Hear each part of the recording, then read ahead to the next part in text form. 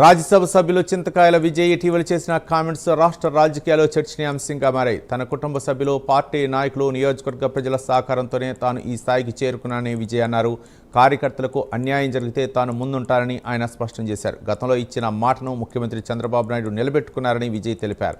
తాను తెలుగుదేశం జెండాకు కూలీగా పనిచేస్తానని చంద్రబాబుకు చెప్పానని గుర్తు చేశారు. తన కుటుంబం అన్ని చెప్పినా నారా లోకేష్ దానికి తగ్గట్టుగా తనకు అవకాశం కల్పించారని విజయ్ కృతజ్ఞతలు తెలిపారు. జగన్ను పులివెందుల వదిలి బయటకు వచ్చి పోటీ చేయాలని సవాల్ విసిరారు.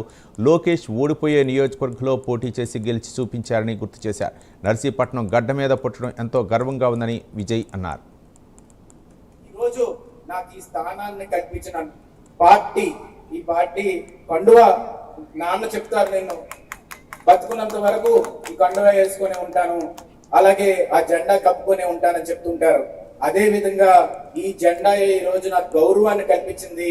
ఈ కండువాని మనస్ఫూర్తిగా చెప్తున్నాను. ఎవడన్నా ఈ కండువాల జోలుకు కానీ కార్యకర్తల జోలుకు కానీ వస్తే మా మాటలతో, మా అధికారంతో, లేకపోతే రేపు రానున్న రోజుల్లో ఎప్పుడు పోరాడుతూనే ఉంటాము. కార్యకర్తల కోసం అండగా నిలబడతామని చెప్పి ఈ సందర్భంగా సవినీయంగా మనం చేసుకుంటున్నాను. సార్, ఒకటే గుర్తుపెట్టుకోండి, తెలుగుదేశం పార్టీ జెండాకి కార్యకర్తగా ఒక కూలోళ్ళలాగా నేను ఎక్కడికొచ్చి మీరు పని చేయమని చెప్పినా కూడా నిస్వార్థంగా నిల్చొని ఈ తెలుగుదేశం పార్టీని కాపాడుకునే బాధ్యత తీసుకుంటానని చెప్పి ఈ సందర్భంగా సవినీయంగా మనం చేసుకున్నాను. నారా లోకేష్ గారు ఇద్దరు డిఎన్ఏతో పుట్టిన వ్యక్తులు.